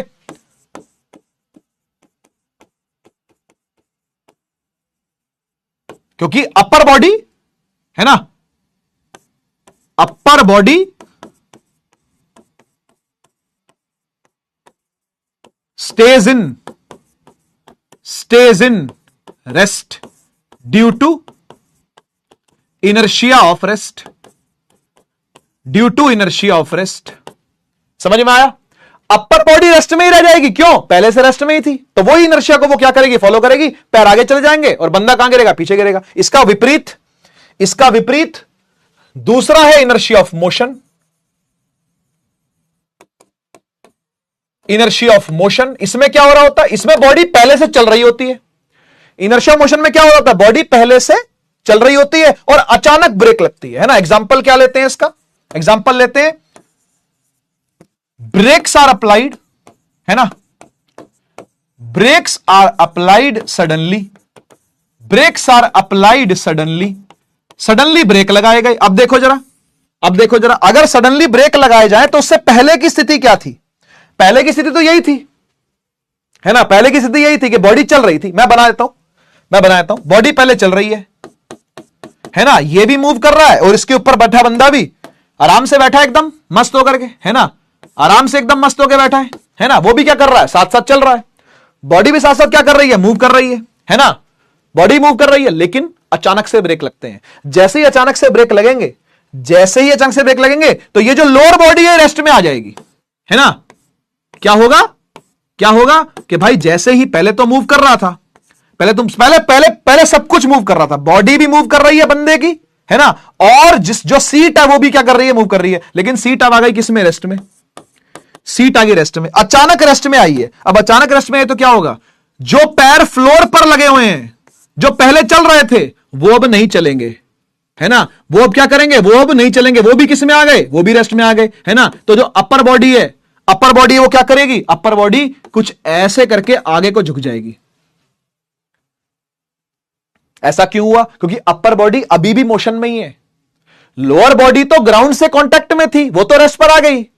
लोअर बॉडी यानी पैर, वो तो कांटेक्ट में थे ना ग्राउंड से, वो तो रुक गए, लेकिन अपर बॉडी कहती है मैं क्यों रुकूं, मैं तो चलती रहूंगी, मैं तो मोशन में रहूंगी। समझ गए ना, वो मोशन को ही कंटिन्यू करती है, इसलिए आगे को झुकती है। एक बार फिर देखो यहां पर, एक बार यहां पे फिर देखो, देखो हो क्या रहा है, हो क्या रहा है, ये चल रही है चल रही है चल रही है चल रही है चल रही है और अचानक रुकी, देखो आगे को झुका है थोड़ा सा, दोबारा दिखाता हूं, दोबारा दिखाता हूं, एक बार ध्यान से देखना फिर से, ठीक है। चल रही है चल रही है चल रही है, अचानक ब्रेक लगाई, देखो कहां झुकी है, देख रहे हो, तो इनर्शिया ऑफ मोशन का एग्जांपल है। अपर बॉडी मोशन में ही रहना चाहती थी, तो मोशन को ही कंटिन्यू किया। फिर से देखो, चल रही है चल रही है चल रही है चल रही है, अचानक ब्रेक लगा दी है, फॉरवर्ड लीन हुई है, देखो, है ना, तो फॉरवर्ड लीन होती है, सही है। और तीसरा वाला जो इनर्शिया है बेटा, है ना, जो थर्ड इनर्शिया है वो है inertia of direction, inertia of direction, ठीक है ना। इसको भी पूरा लिख देता हूं मैं, थोड़ी सी थ्योरी आपको लिखनी जरूरी है इसके अंदर ना, क्योंकि कभी कभी थ्योरेटिकल सवाल भी इसके ऊपर पूछा जा सकता है, ठीक है ना। तो लीन फॉरवर्ड, है ना, ऐसे लिख देता हूं, body leans forward due to inertia of motion, ठीक है। हर एक चीज बेटा नोट्स में लिखी होनी चाहिए, है ना, जो मैं यहां पर लिख रहा हूं आपको नोट्स में लिखना है वो सब। चलिए इनर्शिया ऑफ डायरेक्शन की बात करते हैं। इनर्शिया ऑफ डायरेक्शन में कुछ नहीं है भाई, देखो मान लो कि आप किसी रोड पर बहुत तेजी से सीधा जा रहे हो, ठीक है, बहुत तेजी से क्या जा रहे हो आप, सीधा जा रहे हो, ठीक है ना, लेकिन रोड आगे जाकर के ऐसे मुड़ गई, ऐसे मुड़ गई, शार्प टर्न आ गया रोड में, ठीक है। तो होता क्या है कि जब ड्राइवर आगे जाते जाते ऐसे मुड़ता है ना, ऐसे एकदम मुड़ेगा ना, तो लोग बाहर की तरफ को गिरते हैं, बाहर की तरफ को, लीन आउटवर्ड्स की तरफ गिरेंगे, ठीक है ना। मतलब अगर ऐसे चक्कर काटता है तो सारे बंदे किस तरफ गिरते हैं, इस तरफ गिरते हैं।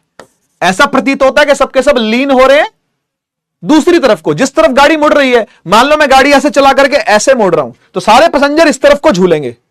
अगर मैं ऐसे घुमा रहा हूं तो सारे पैसेंजर इस तरफ को झूलेंगे। ऐसा होता है अगर आप कभी पहाड़ी यात्रा करी हो, पहाड़ों पर अगर आपने सफर किया हो, कभी हिमाचल के पहाड़ या उत्तराखंड के पहाड़, है ना, या फिर छोटी छोटी पहाड़ियां आपके गांव के आसपास भी हो सकता है, झारखंड के अंदर जैसे पहाड़ियां हैं, बिहार में कहीं कहीं जगह पर पहाड़ियां हैं, ठीक है ना। ऐसे कभी पहाड़ियों का सफर आपने किया हो, या फिर आपने टेढ़ी मेढ़ी रोड का भी अगर आपने सफर किया हो, तो भी आपको यह चीज फील हुई होगी, है ना। साउथ में भी बहुत जगह पर पहाड़ हैं, राजस्थान में भी कहीं कहीं जगह पर अरावली के पहाड़ हैं। इस प्रकार से पहाड़ सब स्टेटों में कहीं ना कहीं मिल ही जाएंगे आपको, अगर आप ढूंढोगे तो हरियाणा में भी कहीं ना कहीं आपको पहाड़ मिलते हैं, हिल स्टेशन भी है हरियाणा के पास, तो ठीक है ना। तो ऐसे ही आपको सब स्टेटों में कहीं ना कहीं पहाड़ी रास्ते थोड़े बहुत मिल जाएंगे, है ना। तो अगर आप कभी उन पर ट्रैवल करो, है ना, तो क्या होता है, जब भी बस घूमती है या गाड़ी घूमती है तो सब पैसेंजर अगर राइट साइड घूम रही है तो लेफ्ट साइड झूलते हैं, लेफ्ट साइड घूम रही है राइट साइड, असल में वो कहीं नहीं झूल रहे होते, वो अपने इनर्शिया को मेंटेन रख रहे होते हैं। वो क्यों झूलेंगे यहां भाई, वो अपने इनर्शिया को क्या करते हैं, मेंटेन रखते हैं। होता क्या है कि जब राइट साइड में काटता है ड्राइवर गाड़ी को, तो आपके पांव राइट की तरफ जाते हैं, लेकिन अपर बॉडी कहती है मैं क्यों जाऊं, मेरे को तो नहीं किसी ने बोला राइट जाने के लिए, पैर जाते हो तो जाएं, पैर तो कांटेक्ट में है ना, वो तो जाएंगे, वो जाएंगे। तो देखो मेरा हाथ कैसे हो रहा है, देखो देखो देखो किस तरफ हाथ मुड़ा मेरा, ऐसे मुड़ा कि नहीं मुड़ा, होगा ही होगा। अगर पैर कांटेक्ट में है और वो राइट साइड चले गए तो इधर को तो झूलेगा ही, और ऐसे इधर जाएगा तो देखो इधर को तो झूलेगा ही। समझ लो ना बात को, यहां को झूलेगा तो ये तो झूलता ही है। क्लियर है बात? तो इस प्रकार से राइट साइड पर अगर गाड़ी मुड़ती है तो सारे पैसेंजर इस तरफ को झूलते हैं, बाहर की तरफ को निकलते हैं। इसे कहते हैं इनर्शिया ऑफ डायरेक्शन। सही है ना? वो सेम डायरेक्शन को ही कंटिन्यू कर रहे होते हैं एक्चुअली में, वो इधर ही जाना चाहते हैं, लेकिन पैर चलेगा इधर, तो फिर बॉडी तो बैलेंस समझने के लिए कहीं तो वो मुड़ेगी ना, तो इसलिए वो दूसरी तरफ को झूलते हैं। तो ये इनर्शिया ऑफ डायरेक्शन का एग्जांपल है, ये रेस्ट का, ये मोशन का। इसके अलावा बहुत सारे एग्जांपल और भी हैं, 9th क्लास की किताबों में मिल जाएंगे आपको, कहीं इधर उधर देखोगे तो मिल जाएंगे, है ना। एनसीईआरटी खोल के देखोगे तो वहां पे भी मिल जाएंगे। मैं कह रहा हूं एनसीईआरटी खोलनी नहीं है, लेकिन मन करे तो थ्योरी पढ़ने के लिए खोल भी लो, कोई टेंशन नहीं। या फिर आपने कोई रेफरेंस बुक ले रखी हो, बड़े भैया दीदी की कोई किताब हो, तो खोल करके उसमें से इनर्शिया वाला टॉपिक पढ़ लेना। बहुत सारे एग्जांपल उसमें दिए होंगे, जैसे अगर हम पेड़ के तने को हिला रहे हैं तो पत्तियां नीचे आ जाती है। ये सब बातें आपने 9th में पढ़ी है वैसे तो, है ना। 9th की किताब अगर आपके पास पढ़ी हो तो वही खोल करके एक बार पढ़ लेना, ठीक है। बस इतना बहुत है इसके अंदर, इससे ज्यादा जानने की आपको जरूरत है भी नहीं, ठीक है। मोमेंटम पर आते हैं, आज के लिए लास्ट टॉपिक है हमारा, ठीक है। मोमेंटम, इससे ज्यादा नहीं पढ़ेंगे आज, ठीक है ना। इंट्रोडक्टरी पार्ट में इतना काफी है। मोमेंटम क्या होता है? देखो, मोमेंटम को पी से डिनोट करते हैं। 9th क्लास में आपने पढ़ा था इसको, मैं फिर से एक बार आपको पढ़ा देता हूं, पढ़ाना पड़ेगा ही क्योंकि 9th वाली सारी चीजें 11th में यूज हो रही हैं, ठीक है ना। तो मोमेंटम आपने 9th क्लास में पढ़ा था। इसको क्वांटिटी ऑफ मोशन कहते हैं। ऐसा क्यों कहते हैं क्वांटिटी ऑफ मोशन? इसे इसलिए ऐसा कहते हैं बेटा, क्योंकि ये जो पी होता है ना, ये मास और वेलोसिटी का मल्टीप्लिकेशन होता है। पी यानी मोमेंटम, ठीक है ना। पी यानी मोमेंटम, एम यानी मास और वी यानी वेलोसिटी, ठीक है। किसी भी बॉडी का मास अगर उसकी वेलोसिटी से मल्टीप्लाई कर दिया जाए, ठीक है जी, सुन लीजिए बात को ध्यान से। अगर किसी भी बॉडी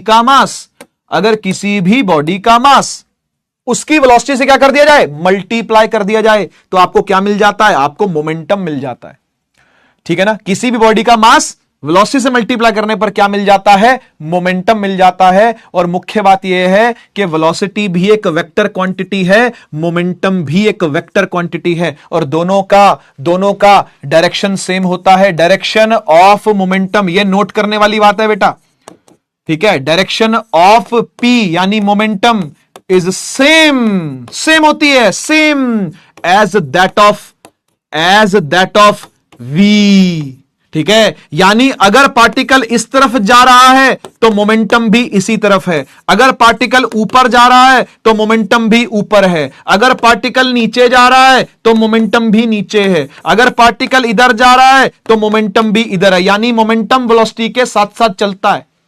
समझ में आया?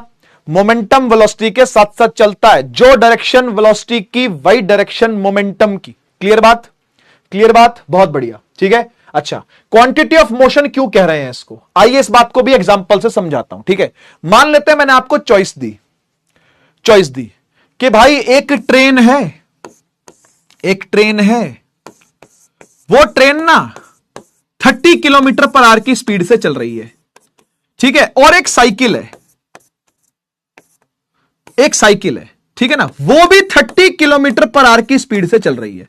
और आपके पास यही दो चॉइस है कि आपने चुनना है कि आप किसके सामने आना पसंद करेंगे। नहीं, कोई तीसरी चॉइस नहीं है। नो, नहीं, कोई तीसरी चॉइस नहीं है। चॉइस यही है, या तो ट्रेन के सामने आ जाओ जो 30 की स्पीड चल रही है, या साइकिल के सामने आ जाओ तो 30 की स्पीड चल रही है। देखो, चोट तो लगेगी, लेकिन ज्यादा चोट कौन पहुंचाएगी? ज्यादा चोट पहुंचाएगी ट्रेन। कारण क्या है? ज्यादा चोट ट्रेन क्यों पहुंचाएगी? क्योंकि ट्रेन का मास ज्यादा है, मासिव है ये। सही बात है कि नहीं? और इसका मास कैसा है भाई? इसका मास तो बहुत कम है ना। इसका मास कैसा है?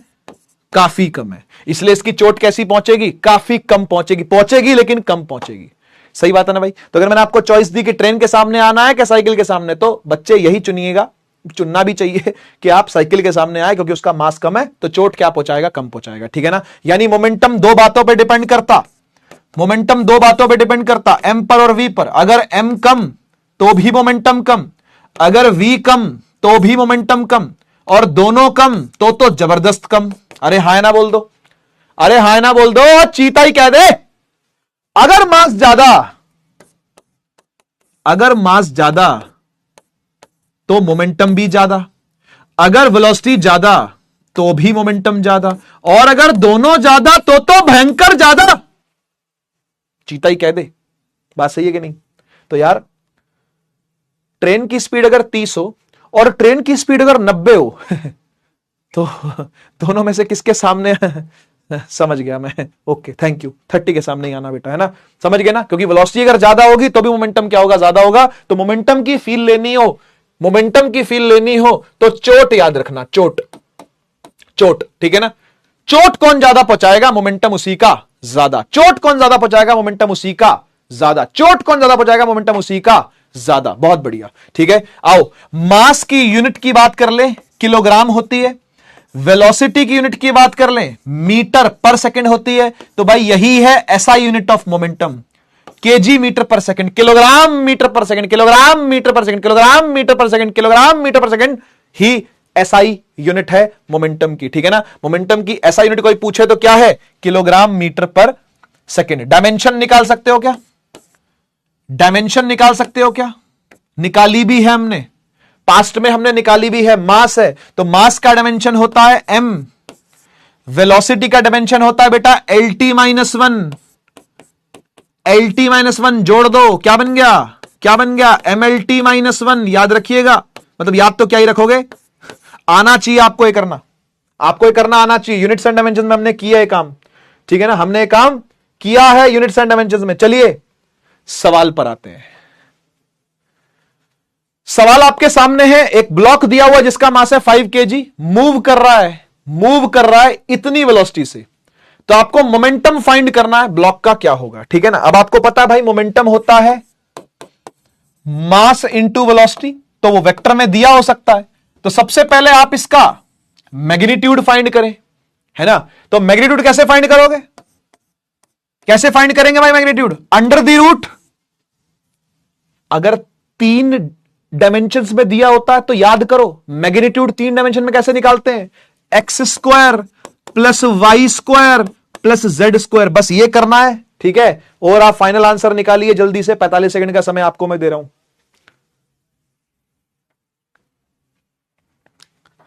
45 सेकंड का समय दे रहा हूं भाई।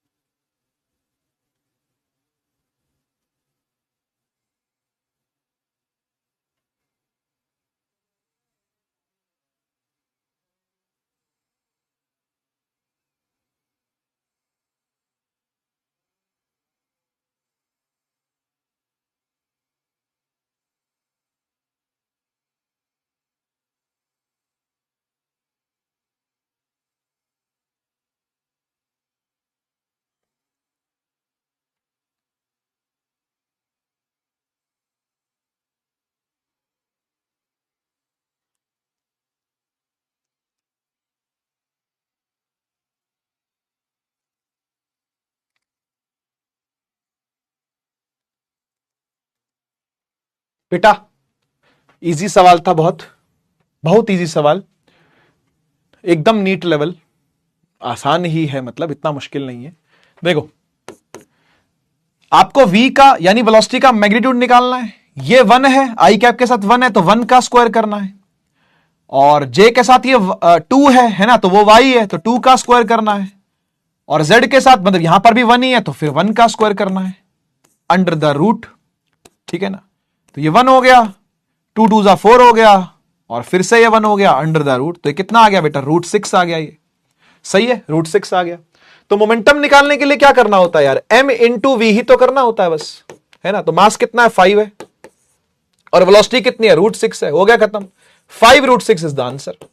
किससे मैच हो रहा है, सी से मैच हो रहा है, खत्म खत्म बेटा, खत्म हो गया, हो गया। चलिए 50% बच्चों ने आंसर दिया है, शिवसुदन शर्मा, विजित, विकास, एनडीए, हर्षल, शशांक, प्रयास, एकांशी, आयुष, मिताली, तेजस। चलिए भाई चलिए, कोई बात नहीं, कोई बात नहीं, बाकियों ने भी कुछ ना कुछ तुक्का मारा ही होगा, है ना, लेकिन कुछ नहीं था इसके अंदर, ठीक है ना। सीधा सीधा आपने बस इसको मैग्नीट्यूड निकाल करके और इसमें पुट कर देना था, दैट इज ऑल, ठीक है। 2012 का क्वेश्चन है नीट का, ठीक है ना, इसको अपन होमवर्क में देते हैं आपको, ठीक है, और ट्राई करिएगा होमवर्क। मैं इसका आपको हिंट जरूर दे देता हूं। एक स्टोन को ड्रॉप किया गया h हाइट से, वो ग्राउंड को हिट करता किसी मोमेंटम से, यानी भाई चीज अगर नीचे गिरेगी कुछ ना कुछ उसका मास होगा। जब नीचे आके गिरेगी तो कुछ ना कुछ मोमेंटम मिलेगा ना नीचे ग्राउंड को, तो ग्राउंड को कितना मोमेंटम मिला है ये आपको बताना है ना। आगे पढ़ो। If the same stone is drop from a height of 100% मोर, 100% ज्यादा का क्या मतलब है? अगर भैया हाइट हम लोग h मान ले तो 100% ज्यादा का मतलब क्या हो गया? अब कितनी हाइट से गिरा है ये सोचना है आपको, ये आपको सोचना है। 100% ज्यादा हाइट का मतलब क्या होता है? More than the previous height, the momentum when it hits the ground will change bye, कितने से चेंज होगा? तो चेंज इन मोमेंटम, और वो भी परसेंटेज में आपको निकालना है, परसेंटेज चेंज इन मोमेंटम निकालना है। अगर कॉन्सेप्ट आपको आते हैं परसेंटेज चेंज वाले, क्योंकि मैथ्स के कॉन्सेप्ट है, देखी जाएगी मैथ्स कितनी तगड़ी है तुम्हारी, है ना। तुम कर पाते हो कि नहीं कर पाते इसको, है ना। ऑनेस्टली करना बेटा, है ना। ये नहीं कि हाँ वहां से आपने सोल्यूशन देखा और इसको आंसर कर दिया, ऐसा मत करना, ठीक है। होमवर्क देना चाहता हूं आपको कि डीपीपी दी गई है, ट्राई करिएगा, ठीक है। सोने से पहले नोट्स कंप्लीट होने चाहिए, ठीक है। अपना बैकलॉग पूरा कर लीजिए। और एक खबर मैं आपको और देना चाहता हूं कि कल आप लोगों की फिजिक्स की क्लास नहीं होगी, मंगलवार है कल क्लास मैं नहीं ले पा रहा हूं, ठीक है ना। वेंसडे को तो डेफिनेटली होगी, तो हम लोग अब बुधवार को मिलेंगे, यानी वेंसडे को मिलेंगे। तो कल का दिन और है आपके पास बैकलॉग पूरा करने का, ठीक है जी। कल भी है दिन, बैकलॉग पूरा कर लेना, है ना। तो जो भी आपके प्रीवियस पेंडिंग बैकलॉग्स हैं कृपया करके वो पूरे कर लीजिए, चाहे वो 10 लेक्चर के हो, चाहे वो 12 लेक्चर के हो, ठीक है जी। उसको कंप्लीट कर लीजिएगा। इसी के साथ मैं आज आपसे लेता हूं विदा, ठीक है। नेक्स्ट लेक्चर में हम लोग मिलते हैं और इस चैप्टर को आगे बढ़ाते हैं, ठीक है ना। मोमेंटम को आगे बढ़ाएंगे, conservation of second law of motion पढ़ेंगे, ठीक है ना। सेकंड लॉ के बाद हम लोग थर्ड लॉ भी पढ़ लेंगे और उसके बाद हम इन सबकी एप्लीकेशंस को पढ़ने वाले हैं। तो नेक्स्ट लेक्चर भी बहुत इंटरेस्टिंग होने वाला है, जैसे आज का लेक्चर था, ठीक है। मजा आया कि नहीं आया? मजा आया कि नहीं आया? जल्दी से बता दो आज का लेक्चर कैसा था, है ना। कमेंट सेक्शन में जरूर बताना बेटा, है ना। मुझे वेट रहती है आप लोगों के कमेंट्स की, आप लोगों के रिप्लाईज की, और आप लोग जब मैसेज करते हो यहां वहां कहीं सोशल मीडिया पर, है ना, तो अच्छा लगता है, ठीक है। तो इसी तरीके से इस जोश को बरकरार रखिएगा, कंटिन्यू रखिएगा, बैकलॉग को कंप्लीट करिएगा, ठीक है। हम लोग मिलते हैं नेक्स्ट क्लास के अंदर, तब तक के लिए take care, tata bye bye, Bharat माता की जय, जय हिंद, वंदे मातरम।